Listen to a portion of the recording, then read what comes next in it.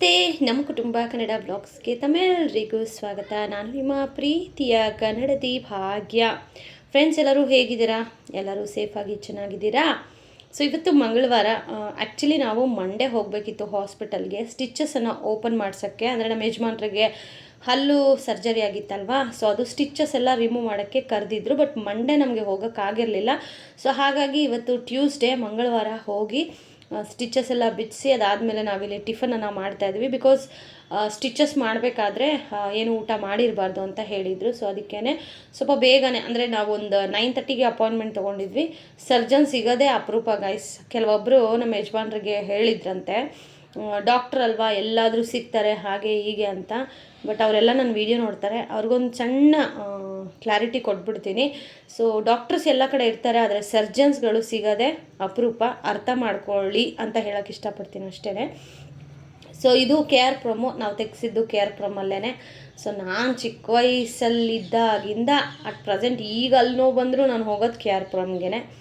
So ಇನ್ನು KR ಪ್ರೊಮಲ್ಲಿ ಅವತ್ತಿನ ದಿನ ಏನು ಫಂಕ್ಷನ್ನು ಅಂತ ನನಗೆ ಸೀರಿಯಸ್ಲಿ ಗೊತ್ತಿರಲಿಲ್ಲ. ಬಿಕಾಸ್ ಮನೇಲಿ ಪೂಜೆನೂ ಮಾಡಿರಲಿಲ್ಲ. ನಾನು ಸೋಮವಾರ ಮಾಡಿದ್ದೆ, ಬಟ್ ಮಂಗಳವಾರ ಈ ಥರ ಹಾಸ್ಪಿಟಲ್ಗೆ ಬರಬೇಕಾಯ್ತಲ್ಲ, ಮಾಡಿರಲಿಲ್ಲ. ಅದಾದಮೇಲೆ ಗೊತ್ತಾಯಿತು, ಲೈಕ್ ಅವತ್ತಿನ ದಿನ ಹನುಮ ಜಯಂತಿ ಅಂತ ಹೇಳಿ. ಅಯ್ಯೋ, ಈ ಸತಿ ಹಬ್ಬಗಳು ಯಾವುದು ಮಾಡೋಕ್ಕಾಗ್ತಾ ಇಲ್ಲ ಅನ್ನೋ ಸ್ವಲ್ಪ ಬೇಜಾರಿತ್ತು. ಬಿಟ್ಟರೆ ಅಲ್ಲೇ ದೇವಸ್ಥಾನವೂ ಇತ್ತು. ನಮಸ್ಕಾರ ಹಾಕ್ಕೊಂಡು ಅಲ್ಲಿ ದೂರದಿಂದನೇ ಕೈ ಮುಕ್ಕೊಂಡು ವಾಪಸ್ ಮನೆ ಕಡೆ ಹೊರಟ್ವಿ. ಗೈಸ್, ಹೋಗೋದು ಎಷ್ಟು ಕಷ್ಟನೋ ಈ ಟ್ರಾಫಿಕಲ್ಲಿ. ವಾಪಸ್ ಮನೆಗೆ ಹೋಗೋದು ಅಷ್ಟೇ ಕಷ್ಟ. ಏನಿಲ್ಲ ಅಂದರೂ ನನಗೆ 3 to 4 hours ಬೇಕಾಯಿತು ಹೋಗೋಕ್ಕೆ. ಅಂದರೆ ತುಂಬ ಹೆವಿ ಟ್ರಾಫಿಕ್ ಇರುತ್ತೆ ವರ್ತೂರು ಆ ಕಡೆ ಎಲ್ಲ. ಆ್ಯಂಡ್ ಲಿಟ್ರಲಿ ಕೇಳ್ಕೊತೀನಿ, ಯಾಕಪ್ಪ ಬಸ್ಸಲ್ಲಿ ಓಡಾಡ್ತೀವಿ ಅಂತ ಹೇಳಿ. ಆ್ಯಕ್ಚುಲಿ ನಾವು ಆಟೋ ಅಥವಾ ಕಾರ್ ಬುಕ್ ಮಾಡ್ಕೊಂಡು ಹೋಗೋಣ ಅಂತ ಅಂದ್ಕೊಂಡ್ವಿ.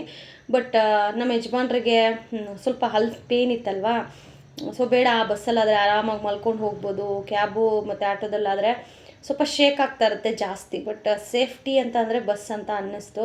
ಸೊ ಹಾಗಾಗಿ ಇಲ್ಲ, ಬೇಡ ಕಣ್ರಿ, ನಾವು ಬಸ್ಸಲ್ಲೇ ಹೋಗೋಣ, ಆರಾಮ್ಸೆ ಕುತ್ಕೊಂಡು ಮಲ್ಕೊಂಡು ಹೋಗೋಣ ಅಂತ ಹೇಳಿ ಬಸ್ಸಲ್ಲಿ ಓಡಾಡಿದ್ರೆ ಸೀರಿಯಸ್ಲಿ 1 hour ತೊಗೊಳ್ಳೋ ಜಾಗದಲ್ಲಿ ಏನಿಲ್ಲ ಅಂದರೂ 2 hours ತೊಗೊಳುತ್ತೆ. ಬಟ್ ಕೆಲವೊಬ್ಬರು ಮಾತಾಡೋದು ನೋಡಿದ್ರೆ ಏನೋ ಅವ್ರು ಹುಟ್ಟಿದಾಗಲೇ ಕಾರಲ್ಲೇ ಹುಟ್ಟುಬಿಟ್ಟಿರೋದು, ಅವ್ರಿಗೆಲ್ಲ ಬಸ್ಸಲ್ಲಿ ಓಡಾಡೋ ಅಭ್ಯಾಸನೇ ಇಲ್ಲ ಅನ್ನೋ ಥರ ಮಾತಾಡ್ತಾರೆ. ಕೆಲವೊಂದು ನಿಜ ಹರ್ಟ್ ಆಯಿತು, ಬಟ್ ಅದ್ರ ಬಗ್ಗೆ ನಂಗೆ ಮಾತಾಡೋಕ್ಕೂ ಇಷ್ಟ ಇಲ್ಲ. ಆಮೇಲೆ ಪ್ರತಿ ಸತಿ ಏನಕ್ಕ ನೀವು ಯಾವಾಗಲೂ ನೆಗೆಟಿವ್ನೇ ಮಾತಾಡ್ತೀರಾ ಅಂತ ನಮ್ಮಲ್ಲಿ ಕೆಲವೊಬ್ಬರಿಗೆ ಅನಿಸಿದೆ. ಸೊ ಅವ್ರು ಪರ್ಸ್ನಲಿ ನಂಗೆ ಹೇಳಿದ್ದಾರೆ. ಸೊ ಹಾಗಾಗಿ ಎಲ್ಲವನ್ನ ನೆಗೆಟಿವ್ ರೂಪದಲ್ಲಿ ತಗೊಳ್ಳೋದಲ್ದೇ, ಬೇಕಾಗಿಲ್ಲ ಗುರು, ಅದ್ರ ಬಗ್ಗೆ ಮಾತಾಡೋ ಅವಶ್ಯಕತೆನೇ ಇಲ್ಲ. ನಾಯಿಗಳು ಬೊಗಳ್ತಾ ಇರ್ತವೆ, ನಾವು ಮುಂದೆ ಹೋಗ್ತಾ ಇರಬೇಕು. ಬೊಗಳೋ ನಾಯಿಗೆಲ್ಲ ತಲೆ ಕೆಡ್ಸ್ಕೊಂಡು ಕೂತ್ಕೊಂಡ್ರೆ ಜೀವನ ಸಾಗತ್ತಾ? ಅದನ್ನೆಲ್ಲ ನಾನು ತಲೆಗೂ ಹಾಕ್ಕೊಂಡಿಲ್ಲ. ಬಟ್ ಹೇಳಬೇಕು ಅನ್ನಿಸ್ತು, ಹೇಳ್ತಾ ಇದ್ದೀನಿ. ಆ್ಯಂಡ್ ಇಲ್ಲಿ ಮೇ ಬಿ ಮೆಟ್ರೋ ಬರ್ಬೋದೇನೋ ಅಂಡರ್ಗ್ರೌಂಡು ಓಫೋಮಲ್ಲಿ. ಅದಕ್ಕೆ ಇಲ್ಲೆಲ್ಲ ಎಷ್ಟು ಕೆಲಸ ಮಾಡ್ತಾಯಿದ್ರು. ಯಪ್ಪ ದೇವರೇ, ನೋಡೋಕ್ಕೆ ಏನಪ್ಪ ಇವ್ರು ಹಿಂಗೆಲ್ಲ ಹಳ್ಳ ತೋಡಿ ಓಡಾಡೋಕ್ಕೆ ತುಂಬ ಪ್ರಾಬ್ಲಮ್ ಮಾಡ್ತಾ ಇದ್ದಾರೆ ಅಂತ ಅನಿಸುತ್ತೆ. ಬಟ್ ಅದು ಒಂದು ಸತಿ ಕನ್ಸ್ಟ್ರಕ್ಟ್ ಆದಮೇಲೆ ಗೊತ್ತಾಗುತ್ತೆ ಎಷ್ಟು ಚೆನ್ನಾಗಿರುತ್ತೆ ಅಂತ. ಗೈಸ್, ಈ ಒಂದು ರೋಡ್ ಓಫಾಮ್ ಇದೆಯಲ್ಲ, ಇದೊಂಥರ ತುಂಬ ಕನೆಕ್ಟ್ ಇದೆ. ಯಾಕಂದರೆ ನಾನು ಕಾಲೇಜ್ಗೆಲ್ಲ ಬಂದಿದ್ದು ಇಲ್ಲಿಗೆ, ಅಂದರೆ ನಮ್ಮೂರಿಂದ ಓಫಾಮ್ ಬರ್ತಾಯಿದ್ದೆ. ತುಂಬ ಖುಷಿಯಾಗುತ್ತೆ ಆ ರೋಡೆಲ್ಲ ನೋಡಿದಾಗ. ಅದಾದಮೇಲೆ ವೈಟ್ ಫೀಲ್ಡ್, ವರ್ತೂರು ಕೋಡಿ ಹತ್ರ ಜೋಳ ಎಲ್ಲ ಮಾರ್ತಾಯಿದ್ರು. ಸರಿ ಅಂತ ಹೇಳಿ ಅಲ್ಲೇ ಇಳ್ಕೊಂಡು ಜೋಳನೂ ತೊಗೊಂಡ್ವಿ. ಅಂದರೆ ಪರ್ಯಂತಿಗೆ ಬೇಯಿಸ್ಕೊಡೋಕ್ಕೆ ಚೆನ್ನಾಗಿರುತ್ತೆ ಅಂತ ಹೇಳಿ. ಅದಾದಮೇಲೆ ಇವ್ರೂ ಆಫೀಸ್ಗೆ ಹೊರಡ್ಬೇಕಾಗಿರೋ ಟೈಮ್ ಬಂತು. ಸೊ ಅದಕ್ಕೇ ಆನ್ ದ ವೇ ಅವರೂ ಇಳ್ಕೊಂಡ್ರು. ಅದಾದಮೇಲೆ ನಾನು ಹಾಗೇ ನಮ್ಮ ಊರ ಕಡೆ ಬಂದೆ. ಪಾಪ ಅವರು ಇವತ್ತು ನೋಡಿ ಸ್ಟಿಚಸ್ ಎಲ್ಲ ಬಿಚ್ಚಿಸ್ಕೊಂಡಿದ್ರು. ಮನೇಲಿ ರೆಸ್ಟ್ ಮಾಡೋ ಹಾಗಿಲ್ಲ. ಕೆಲವೊಂದು ಸಂದರ್ಭಗಳು ಹಾಗೇ ದುಡಿಲೇಬೇಕು ಅನ್ನೋ ಕೆಲವೊಂದು ಸಂದರ್ಭಗಳು ಎಲ್ಲರ ಜೀವನದಲ್ಲೂ ಇದ್ದೇ ಇರುತ್ತೆ. ಹಾಗಂತ ಅದನ್ನು ಒಂದು ಬ್ಯಾಡಾಗಿ ಅಥವಾ ಒಂದು ನೆಗೆಟಿವ್ ಆಗಿ ತೊಗೊಳ್ಳೋದಕ್ಕಿಂತ ಪಾಸಿಟಿವ್ ಆಗಿ ತೊಗೊಳ್ಳೋಣ. ಹೌದು, ನಾವಿಷ್ಟು ಬ್ಯುಸಿ ಇರೋದ್ರಿಂದ ಲೈಫಲ್ಲಿ ಯಾವುದೇ ಥರದ ಟೆನ್ಷನ್ಸ್ ನಮ್ಮ ಹತ್ರ ಬರೋದಿಲ್ಲ ಅನ್ನೋ ಥರ. ಸೊ ಇಲ್ಲಿ ನೋಡ್ತಾನೆ ಅವರು ಸ್ಟಾಪ್ ಬಂತು, ಅವರು ಇಳ್ಕೊಂಡ್ರು. ಆ್ಯಂಡ್ ಅದಾದಮೇಲೆ ಗೈಸ್, ಇವತ್ತು ಹನುಮ ಜಯಂತಿ ಇದೆಯಲ್ಲ, ಸೊ ಅದರದ್ದು ವೀಡಿಯೋನ ಸಹ ನಾನು ಆ್ಯಡ್ ಮಾಡ್ತೀನಿ, ಹಾಗೆಯೇ ನೋಡಿ. ಈ ಒಂದು ಟೆಂಪಲ್ ಬಂದುಬಿಟ್ಟು ನಮ್ಮೂರ ಹತ್ರ ಇರುವಂತಹ ಟೆಂಪಲ್ಲು. ಸೊ ನಮ್ಮ ಗೊತ್ತಿರೋ ಅಕ್ಕ ಒಬ್ಬರು ಸೆಂಡ್ ಮಾಡಿದ್ರು. ಸೊ ಅದನ್ನು ಆ್ಯಡ್ ಮಾಡಿದ್ದೀನಿ. ಬಿಕಾಸ್ ಇವತ್ತು ಯಾವುದೇ ದೇವಸ್ಥಾನಕ್ಕೂ ಹೋಗೋಕ್ಕಾಗಲಿಲ್ಲ. ಹಾಸ್ಪಿಟಲ್ಗೆ ಹೋಗೋ ಹಾಗೆ ಇದ್ದಿದ್ದರಿಂದ. ಆ್ಯಂಡ್ ನಾವು ಹೋಗಬೇಕಾದ್ರೇ ಗುಂಜೂರು ಹತ್ರನೂ ಸಹ ರಾಮನ ದೇವಸ್ಥಾನ ಇದೆ. ಸೊ ಅಲ್ಲೂ ತುಂಬ ಚೆನ್ನಾಗಿ ಪೂಜೆ ಎಲ್ಲ ಮಾಡಿ ಪ್ರಸಾದ ವಿನಿಯೋಗ ಎಲ್ಲ ಮಾಡ್ತಾಯಿದ್ರು. ಬಟ್ ನಾನು ಬಸ್ಸಲ್ಲಿ ಹೋಗಿದ್ದರಿಂದ ಎಲ್ಲೂ ಹೋಗಲಿಲ್ಲ, ಪ್ರಸಾದನೂ ನಾನು ತೊಗೊಳ್ಳಿಲ್ಲ. ಅದೊಂಥರ ಬೇಜಾರು ಗೊತ್ತಾ. ಪ್ರಸಾದ ಅದೊಂಥರ ಪುಣ್ಯ ಇರೋರಿಗೆ ಮಾತ್ರ ಸಿಗೋದು ಅಂತಾರಲ್ವಾ, ಹಾಗೆ.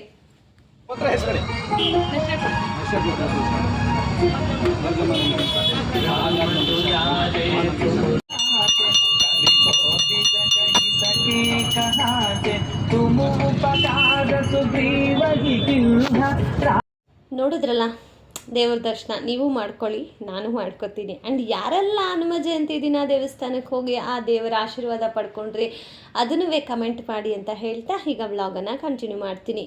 ಸೊ ಇನ್ನು ಅಲ್ಲಿಂದ ಜೋಳ ಎಲ್ಲ ತಂದಿದ್ನಲ್ಲ, ಸೊ ಅದನ್ನು ಬೇಕಿಡ್ತಾ ಇದ್ದೆ.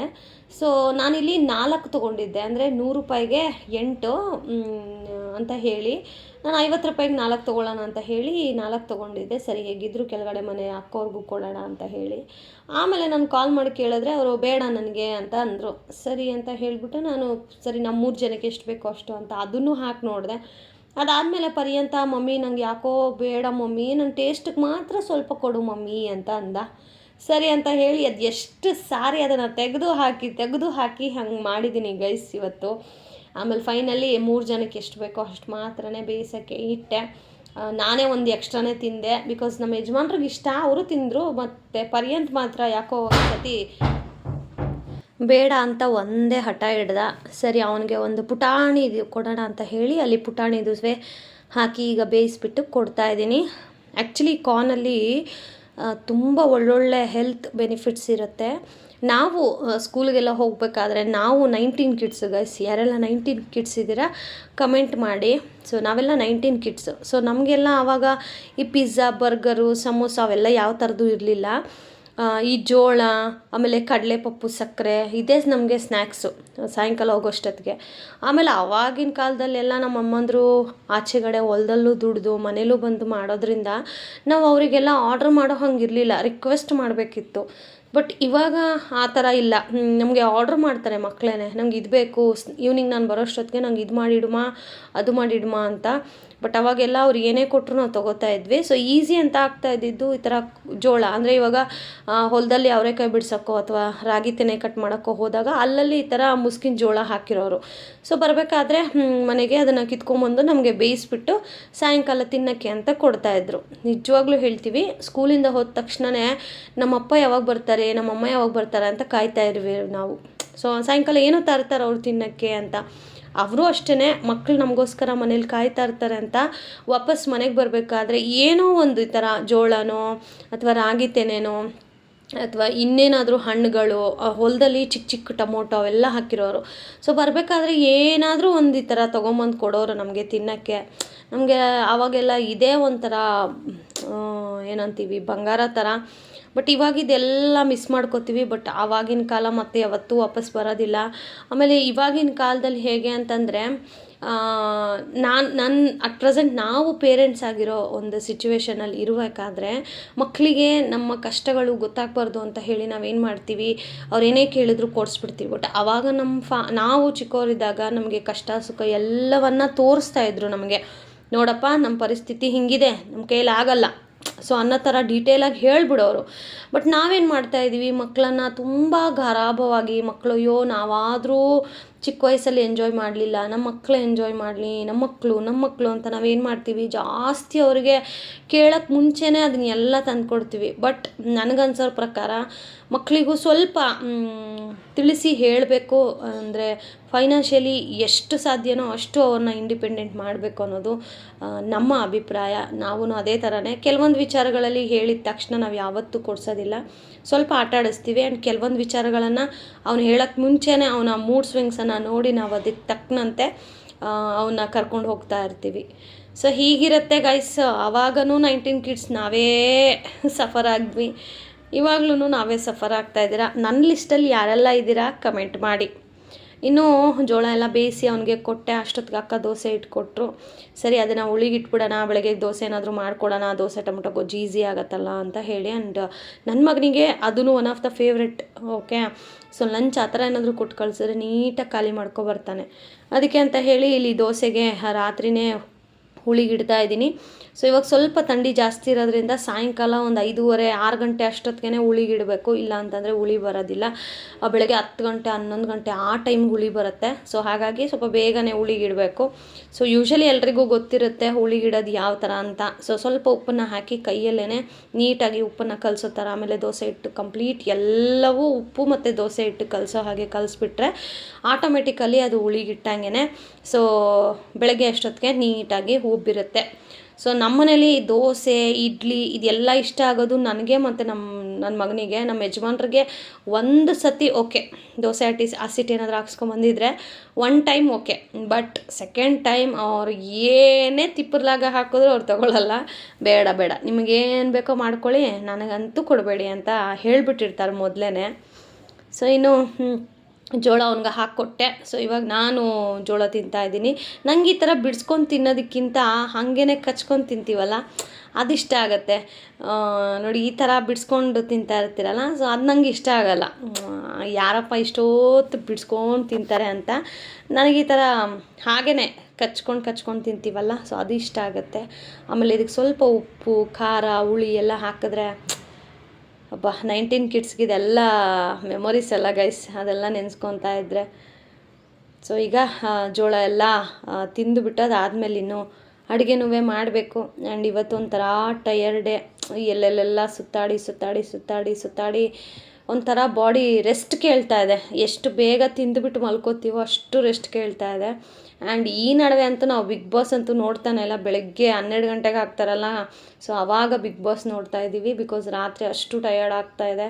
ಆ್ಯಂಡ್ ಕಂಟಿನ್ಯೂಸ್ ಆಗಿ ಪರ್ಯಂತ್ಗೆ ಒಂದಾದ್ಮೇಲೆ ಒಂದು exams, test, spell B competitions ಅಂತೆ, ಅದು ಇದು ಮಾಡ್ತಾನೆ ಇದ್ದಾರೆ ಕಂಡಕ್ಟು. ಸೊ ಹಾಗಾಗಿ ಸ್ವಲ್ಪ ಅದರಲ್ಲಿ ಬ್ಯುಸಿಯಾಗಿರೋ ಕಾರಣ ನನಗೆ ಬಿಗ್ ಬಾಸ್ ನೋಡೋಕ್ಕೆ ಆಗ್ತಾಯಿಲ್ಲ ಗೈಸ್. ತುಂಬ ಮಿಸ್ ಮಾಡ್ಕೋತಾ ಇದ್ದೀನಿ. ಆ್ಯಂಡ್ ಬೆಳಗ್ಗೆ 12 ಗಂಟೆಲಿ ನೋಡಬೇಕಾದ್ರೂ ಅಷ್ಟೇ. ಸೊ ಅದು ಸ್ವಲ್ಪ ಈ ಬಟ್ಟೆ ಎಲ್ಲ ಒಣಗಾಕೋ ಟೈಮು, ತೊಗೊಬರೋ ಟೈಮು, ಈ ಥರ ಟೈಮು. ಸೊ ಅದೂ ಆರಾಮ್ಸೆ ಕುತ್ಕೊಂಡು ನೋಡೋಕ್ಕಾಗ್ತಾಯಿಲ್ಲ. ಅದೇನೋ ಈ ಸತಿ ಬಿಗ್ ಬಾಸು ಒಂದು ರೀತಿ ನಮಗೆ ಅಡ್ಜಸ್ಟ್ಮೆಂಟ್ ಕನ್ಸಿಸ್ಟೆನ್ಸಿ ಆಗ್ತಾಯಿಲ್ಲ ನೋಡೋಕ್ಕೆ. ಆ್ಯಂಡ್ ನನಗೆ ಒನ್ ಆಫ್ ಫೇವ್ರೆಟ್ ಶೋ ಅಂತಂದರೆ ಅದು ಬಿಗ್ ಬಾಸು. ಬಟ್ ಅದನ್ನೇ ನೋಡೋಕ್ಕಾಗ್ತಾಯಿಲ್ಲ, ಒಂಚೂರು ಬೇಜಾರಿದೆ. ಬಟ್ ಸ್ಯಾಕ್ರಿಫೈಸಸ್ ಮೇನ್ ಇಂಪಾರ್ಟೆಂಟ್ ಅಲ್ವಾ. ಮಕ್ಕಳು ಅಟ್ ಪ್ರೆಸೆಂಟ್ ಈಗ ಎಕ್ಸಾಮ್ ಟೈಮ್ಸು, ಆವಾಗ ನಾವು ಅವ್ರಿಗೆ ಟೈಮ್ ಕೊಡಬೇಕು, ಓದಿಸ್ಬೇಕು. ಇವೆಲ್ಲ ಇದ್ದಾಗ ಬಿಗ್ ಬಾಸ್ ಅದೆಲ್ಲ ಲೆಕ್ಕನೇ ಆಗೋದಿಲ್ಲ. ಸೊ ಯಾರೆಲ್ಲ ನಂತರ ಯೋಚನೆ ಮಾಡ್ತೀರಾ ಕಮೆಂಟ್ ಮಾಡಿ. ಆ್ಯಂಡ್ ಇನ್ನು ಇಲ್ಲಿ ರಾತ್ರಿ ಊಟಕ್ಕೆ ಅಂತ ಹೇಳಿ ಮುದ್ದೆ ತೊಳಿಸ್ತಾ ಇದ್ದೀನಿ ಗೈಸ್. ಮುದ್ದೆ ತೊಳಿಸ್ಬೇಕಾದ್ರೆ ನಾನು ಒಂದು ಸತಿ ಹೇಳಿದ್ದೆ ನಿಮ್ಮ ಹತ್ರ ಎಲ್ಲ, ಮುದ್ದೆ ತೊಳಿಸ್ಬೇಕಾದ್ರೆ ಕೈಯೆಲ್ಲ ಬಿಸಿಗೆ ಬೊಬ್ಬೆ ಬಂದುಬಿಡೋದು. ಅವಾಗ ಮದುವೆ ಆಗಿದ್ದು ಹೊಸದ್ರಲ್ಲಿ ಲಿಟ್ರಲಿ ಅದು ಎಷ್ಟು ಹತ್ತಿದ್ದೀನೋ ಗೊತ್ತಿಲ್ಲ. ಬಟ್ ಇವತ್ತು ಎಷ್ಟು ಚೆಂದ ಮುದ್ದೆ ಮಾಡ್ತಾಯಿದ್ದೀನಿ ಅಂದರೆ ನನ್ನ ಮೇಲೆ ನನಗೆ ಪ್ರೌಡ್ ಫೀಲ್ ಆಗುತ್ತೆ ಗೈಸ್. ಸೀರಿಯಸ್ಲಿ ಹೆಣ್ಣಾಗಿ ಹುಟ್ಟೋದಕ್ಕೆ ಸಾರ್ಥಕ ಅಂತ. ಯಾಕಂದರೆ ಮುದ್ದೆ ಮಾಡೋದೇ ಒಂಥರ ಟಾಸ್ಕ್ ಗೊತ್ತಾ ಎಲ್ರಿಗೂ. ಸೊ ಅದು ಇಲ್ಲಿ ಗೊತ್ತಾಗ್ತಾ ಇದೆ ಸ್ಕಿಲ್ಸು. ಅಷ್ಟು ಏನು ಕಷ್ಟ ಇಲ್ಲ ಮುದ್ದೆ ಮಾಡೋದು. ಬಟ್ ಆ ತೊಳಿಸ್ಬೇಕಾದ್ರೆ ಕೈ ಸ್ವಲ್ಪ ಇದಾಗುತ್ತೆ, ಅದು ಬಿಸಿ ತಡೆಯೋಷ್ಟು ಶಕ್ತಿ ಕಲಿಬೇಕು ಅಷ್ಟೇನೆ. ಸೊ ನಾನು ಅಷ್ಟೇ ಈಗ ಇಷ್ಟು ಚೆನ್ನಾಗಿ ಮುದ್ದೆ ತೊಳ್ಸೋಕೆ ಬಂದ್ರೂ ಸ್ವಲ್ಪ ನೀರು ಜಾಸ್ತಿ ಹಾಕ್ಕೋತೀನಿ, ದಟ್ ಬಿಸಿ ಸೋಗಬಾರ್ದು ಅಂತ ಹೇಳಿ. ಆದ್ರೂ ಮುದ್ದೆ ತುಂಬ ಚೆನ್ನಾಗಿ ಬರುತ್ತೆ. ಆ್ಯಂಡ್ ಇವತ್ತು ಎಲ್ರಿಗೂ ಸ್ವಲ್ಪ ಮುದ್ದೆನೇ ಕೊಡೋಣ ಅಂತ ಹೇಳಿ ಮುದ್ದೆನೇ ಇಲ್ಲಿ ತೊಳಿಸ್ತಾ ಇದ್ದೀನಿ ಗೈಸ್. ರಾತ್ರಿ ಏನಾದರೂ ಕಂಫರ್ಟಬಲ್ ಫುಡ್ ಇದೆ ಅಂತಂದರೆ ಮುದ್ದೆ, ಈ ಥರ ಚಟ್ನಿ ಖಾರ, ಅದ್ರ ಜೊತೆಗೆ ಬಜ್ಜಿ ಬೋಂಡ ಆ ಥರ ಏನಾದರೂ, ಇದು ಒಂಥರ ಕಂಫರ್ಟ್ ಫುಡ್ಡು. ಸೊ ಯಾರಿಗೆಲ್ಲ ಹಂಗೆ ಅನಿಸುತ್ತೆ ಕಮೆಂಟ್ ಮಾಡಿ ಅದನ್ನೂ. ಆ್ಯಂಡ್ ಇವತ್ತೊಂದು ಕ್ವಶ್ಚನನ್ನು ನಾನು ರೈಸ್ ಮಾಡ್ತಾ ಇದ್ದೀನಿ. ಏನಪ್ಪ ಅಂತಂದರೆ, ಇನ್ನು ಮುಂದೆ ರೆಸಿಪೀಸನ್ನು ಅಪ್ಲೋಡ್ ಮಾಡ್ತಾ ಇದ್ದೆ ನಾನು, ಅದು ತುಂಬ ಜನಕ್ಕೆ ಬೇಡವಾಗಿತ್ತು. ಅಯ್ಯೋ ರೆಸಿಪಿ ಯಾರಕ್ಕ ನೋಡ್ತಾರೆ ಅನ್ನೋ ಥರ. ಬಟ್ ಕೆಲವೊಬ್ಬರಿಗೆ ಇಷ್ಟ ಆಗ್ತಾಯಿತ್ತು, ರೆಸಿಪಿ ತುಂಬ ಚೆನ್ನಾಗಿದೆ ಅಂತ. ಸೊ ಇವತ್ತು ಒಂದು ಕ್ವಶ್ಚನ್ ಏನಪ್ಪ ಅಂತಂದರೆ, ನೀವೇ ನನಗೆ ಕಮೆಂಟ್ ಮಾಡಬೇಕು. ರೆಸಿಪಿಗಳ ವೀಡಿಯೋಗಳು ಬೇಕು ಅಂತ ಅನ್ನೋರು ಎಸ್ ಬೇಕು ರೆಸಿಪೀಸ್ ಅಂತ ಕಮೆಂಟ್ ಮಾಡಿ. ಬೇಡ ಅನ್ನೋರು ದಯವಿಟ್ಟು ಅದನ್ನೂ ಕಮೆಂಟ್ ಮಾಡಿ.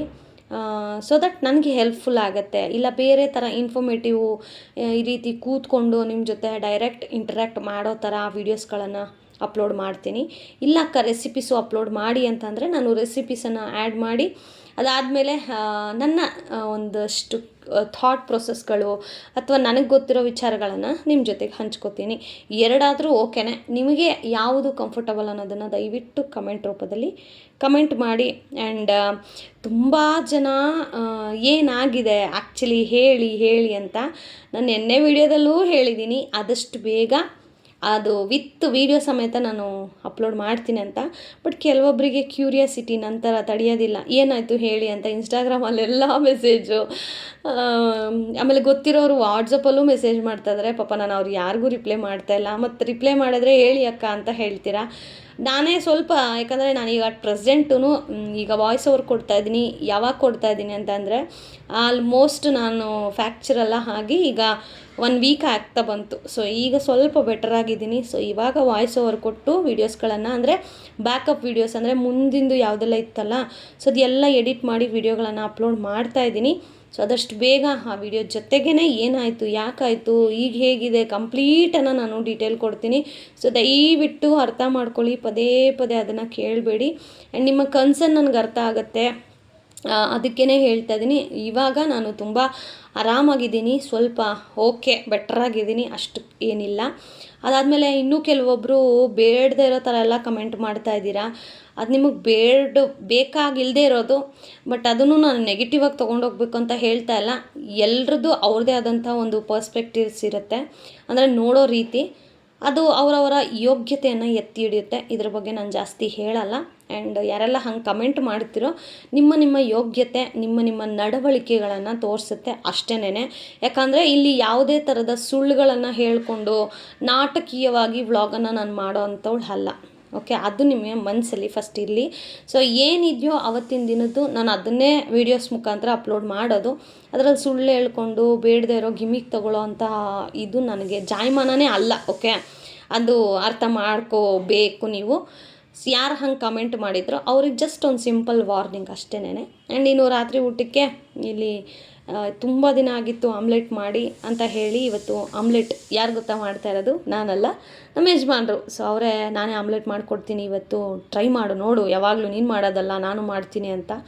ಸರಿನಪ್ಪ ಆಯಿತು, ಅದು ಹೆಂಗೆ ಮಾಡ್ತೀಯೋ ಮಾಡಿಕೊಡಂತ. ನಾನು ಲಿಟ್ರಲಿ ಈರುಳ್ಳಿನೂ ಕಟ್ ಮಾಡಿಲ್ಲ, ಎಲ್ಲ ಅವರೇ ಕಟ್ ಮಾಡಿ ಆಮ್ಲೆಟ್ ಹಾಕ್ಕೊಡ್ತಾಯಿದ್ರು. ಗೊತ್ತಿಲ್ಲ ಗೈಸ್, ಮುಂದೆ ಈ ಥರ ಆಗುತ್ತೆ ಅಂತ ಹೇಳಿನೇ ಅವ್ರು ಇದೆಲ್ಲ ಮಾಡ್ತಾಯಿದ್ರು, ಗೊತ್ತಿಲ್ಲ. ಬಟ್ ಖುಷಿ ಆಯಿತು ಮಾಡಿಕೊಟ್ಟಿದ್ದು. ಈ ಚಳಿಗೆ ಈ ಥರ ಬಿಸಿ ಬಿಸಿ ಆಮ್ಲೆಟ್, ಪುಣ್ಯ ಮಾಡಿರ್ಬೇಕಲ್ಲ, ಯಾರಾದರೂ ಒಬ್ರು ಈ ಥರ ಹಾಕ್ಕೊಡ್ತಾರೆ. ನಾವು ಕೂತ್ಕೊಂಡು ತಿಂತೀವಿ ಅಂದರೆ ಅದಕ್ಕೂ ಕೇಳ್ಕೊಂಡು ಬಂದಿರಬೇಕು, ಪಡ್ಕೊಂಬಂದಿರಬೇಕು. ಸೊ ಬಿಸಿ ಬಿಸಿ ಆಮ್ಲೆಟ್ ಹಾಕ್ಕೊಟ್ರು, ಊಟ ಮಾಡ್ತಾಯಿದ್ವಿ. ಸೊ ಈಗ ರಾತ್ರಿ ಊಟಕ್ಕೆ ಏನೇನೆಲ್ಲ ಮಾಡಿದ್ದೀನಿ ಅಂತ ಹೇಳಿ ತೋರಿಸ್ತಾ ಇದ್ದೀನಿ. ಸೊ ನಾನು ಅನ್ನ ಮತ್ತು ಮೊನ್ನೆ ಈರುಳ್ಳಿ ಚಟ್ನಿ ಮಾಡಿದ್ನಲ್ಲ, ಸೊ ಅದೇ ಇತ್ತು. ಬಿಸಿ ಬಿಸಿ ಅನ್ನಕ್ಕೆ ಚೆನ್ನಾಗಿರುತ್ತೆ ಅಂತ ಹೇಳಿ ಚಟ್ನಿ ಜೊತೆಗೆ ಆಮ್ಲೆಟ್ಟು ಈರುಳ್ಳಿ ಗೊಜ್ಜನ್ನ ಹಾಕ್ಕೊಂಡು ಊಟ ಮಾಡ್ತಾಯಿದ್ದೀನಿ. ಸೊ ಇನ್ನು ಅವರಿಗೆ ಮುದ್ದೆ ಮತ್ತು ಹಸಿ ಬದನೆಕಾಯಿ ಖಾರ ಮಾಡ್ಕೊಂಡಿದ್ರು. ನಾನು ಎಲ್ರಿಗೂ ಮುದ್ದೆ ಮಾಡ್ತೀನಿ ಅಂತ ಆಮೇಲೆ ಮನಸ್ಸು ಯಾಕೋ ತಡೀಲಿಲ್ಲ. ಖಾರ ಬೇರೆ ಮಾಡಿದ್ನಲ್ಲ, ಸರಿ ಮುದ್ದೆ ಬೇಡ ನಂಗೆ ಅನ್ನ ಮಾಡ್ಕೊತೀವಿ ಅಂತ ಹೇಳಿ ನಾನು ನನ್ನ ಮಗ ಅನ್ನ ಮಾಡಿಕೊಂಡು ಈರುಳ್ಳಿ ಗೊಜ್ಜು ಜೊತೆಗೆ ತುಂಬ ಚೆನ್ನಾಗಿತ್ತು ಗೈಸ್. ಈ ಗೊಜ್ಜು ಸ್ವಲ್ಪ ಹಾಕ್ಕೊಂಡು ತುಪ್ಪ ಹಾಕ್ಕೊಂಡು ತಿಂತಾಯಿದ್ರೆ ಸೀರಿಯಸ್ಲಿ ಒಂದು ತುತ್ತು ತಿನ್ನೋರು 2 ತುತ್ತು ಕೇಳಿಸ್ಕೊಂಡು ತಿಂತಾರೆ, ಅಷ್ಟೂ ಚೆನ್ನಾಗಿತ್ತು. ಯಾರೆಲ್ಲ ಈ ರೆಸಿಪಿ ಟ್ರೈ ಮಾಡಿದ್ದೀರಾ ನನಗೆ ಕಮೆಂಟ್ ಮಾಡಲೇ ಇಲ್ವಲ್ಲ, ಮಾಡಿ ಓಕೆನಾ. ಆ್ಯಂಡ್ ಟ್ರೈ ಮಾಡಿಲ್ವಂದರೆ ಇವತ್ತೇ ಟ್ರೈ ಮಾಡಿ ಆ ರೆಸಿಪಿನ. ಸ್ವಲ್ಪ ತುಪ್ಪ ಹಾಕ್ಕೊಂಡು ಸ್ವಲ್ಪ ಖಾರ ಜಾಸ್ತಿ ಇಟ್ಕೊಂಡು, ಆಹಾ ಅದ್ರ ಟೇಸ್ಟೇ ಬೇರೆ ಲೆವೆಲು. ಆ್ಯಂಡ್ ಮುದ್ದೆ 2 ಮುದ್ದೆ ನಮ್ಮ ಯಜಮಾನ್ರು ಬೈತಾಯಿದ್ರು, ಮುದ್ದೆ ಮಾಡೋದು ಮತ್ತು ಕಮ್ಮಿ ಮಾಡಬೇಕಿತ್ತು ಅಂತ. ಸೊ ನಮ್ಮ ಮನೆ ಕಡೆ ಅದು ವೇಸ್ಟ್ ಆಗೋಲ್ಲ ಬಿಡಿ, ಮುದ್ದೆ ಯಾರು ಕೊಟ್ಟರು ತೊಗೋತಾರೆ. ಸೊ ಹಾಗಾಗಿ ಮುದ್ದೆನ ಕೊಟ್ಬಿಟ್ಟು ನಾನು ರೈಸ್ ತಿಂದೆ. ಆ್ಯಂಡ್ ಈ ಥರ ಇತ್ತು ಗೈಸ್ ಮಂಗಳವಾರ. ಯಾವ ಪೂಜೆನೂ ಇಲ್ಲದೆ ಬರೀ ಸುತ್ತಾಡಿದ್ದು. ಅದು ಯಾವಾಗ ನಮಗೆ ಸುತ್ತಾಡೋದು ಕಡಿಮೆ ಆಗುತ್ತೋ ಗೊತ್ತಿಲ್ಲ. ಸೊ ನಮ್ಮ ಮಂಗಳವಾರ ಈ ರೀತಿ ಇತ್ತು. ಆ್ಯಂಡ್ ಇಲ್ಲಿವರೆಗೂ ನೋಡಿರೋ ಪೇಷನ್ಸಿಂದ ನೋಡಿರೋ ನನ್ನ ಎಲ್ಲ ಪ್ರೀತಿ ಪಾತ್ರರಾದಂತಹ ಸಿಸ್ಟರ್ಸ್ಗೆ, ಬ್ರದರ್ಸ್ಗೆ, ಫ್ರೆಂಡ್ಸ್ಗೆ ಎಲ್ರಿಗೂ ಥ್ಯಾಂಕ್ ಯು ಸೋ ಮಚ್ ಅಂತ ಹೇಳ್ತಾ ಮತ್ತೊಂದು ಇಂಟ್ರೆಸ್ಟಿಂಗ್ ವಿಡಿಯೋ ಜೊತೆ ಸಿಗ್ತೀನಿ. ಅಲ್ಲಿವರೆಗೂ ಮಿಸ್ ಮಾಡ್ತಾ ಇರಿ, ಬ್ಲೆಸ್ ಮಾಡ್ತಾ ಇರಿ. Lots of love. Bye bye.